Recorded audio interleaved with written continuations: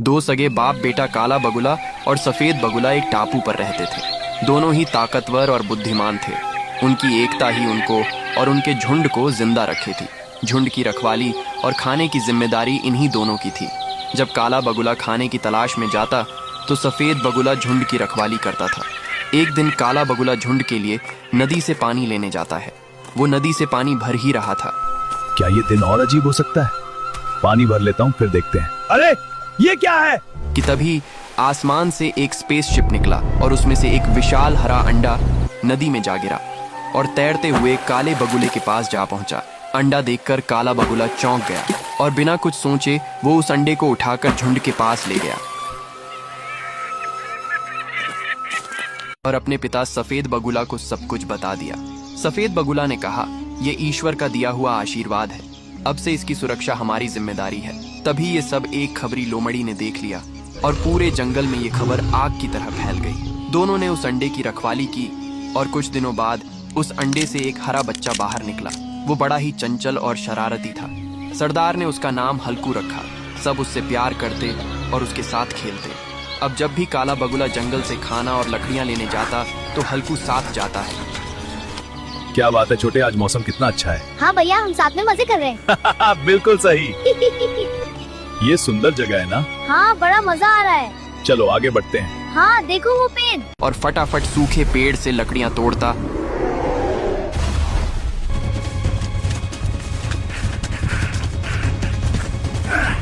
और तेजी से भागकर ताजे शिकार को पकड़ता। ये देखकर काला बगुला हल्कू से बोला, अब पता चला पिताजी ने तुम्हारा नाम हल्कू क्यों रखा, क्योंकि तुम हर काम को हल्के में लेते हो। दोनों हंसते हुए झुंड के पास वापस चले गए। झुंड ने कभी भी हल्कू को उसके परिवार की कमी महसूस नहीं होने दी। हल्कू के आने के बाद अब सरदार भी चैन की नींद सोने लगा, क्योंकि अब झुंड की रखवाली हल्कू करता था। पिताजी, हल्कू हम में से किसी के जैसा नहीं लगता। वो इंसानों जैसा दिखता है। अगर हमने कुछ नहीं किया तो उसकी जान को खतरा हो सकता है।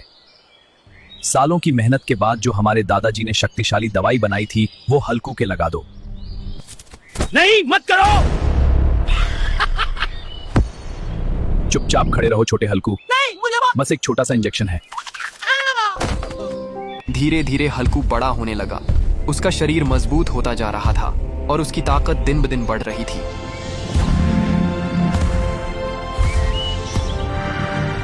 जंगल के शिकारी बेचैन हो उठे थे।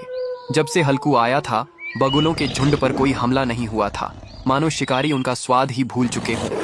जंगल का हर शिकारी बस एक ही सपना देख रहा था, किसी भी तरह हल्कू को अपने अधीन कर लिया जाए ताकि वही जंगल का सबसे ताकतवर शिकारी बन सके। और इसी लालच में सबने अपनी अपनी चालें चलनी शुरू कर दी।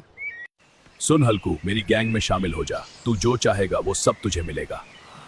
रोज ताजे हरे हरे पत्ते, मखमली बिस्तर की आरामदेह नींद और बैल नगर की खूबसूरत अप्सराएं, सब कुछ। हम दोनों मिलकर पूरे जंगल पर राज करेंगे। मैं शेर को हराकर राजा बनूंगा और तू मेरी सबसे बड़ी ताकत होगा। नहीं, मुझे ये सब नहीं चाहिए। मैं किसी का गुलाम नहीं, मैं एक परिवार का हिस्सा हूं। मुझे मना कर रहा है? मैं पल भर में अपनी फौज के साथ तुझे और तेरे इन बगुला साथियों को मिटा दूंगा। हल्कू ने एक पल को काले और सफेद बगुले की ओर देखा, फिर बैल की आंखों में सीधा देखकर बोला, ठीक है, मेरी एक शर्त है। अगर तू और तेरी पूरी फौज मुझे हरा दे तो मैं खुद तेरे साथ चलूंगा। और अगर तुम हार गए तो दोबारा अपनी ये घटिया शक्ल मत दिखाना। मंजूर है, कल यही मुकाबला होगा।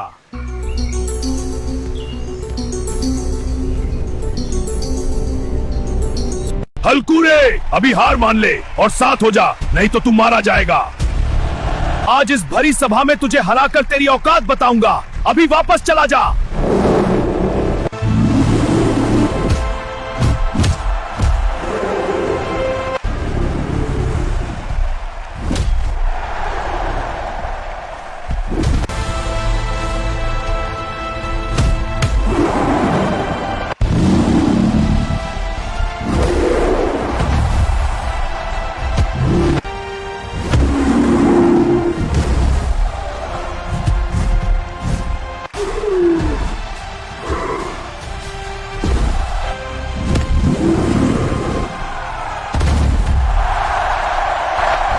मैं अपने परिवार की रक्षा करता हूं राज करने का शौक नहीं है कोई और जो हरा सके मुझे।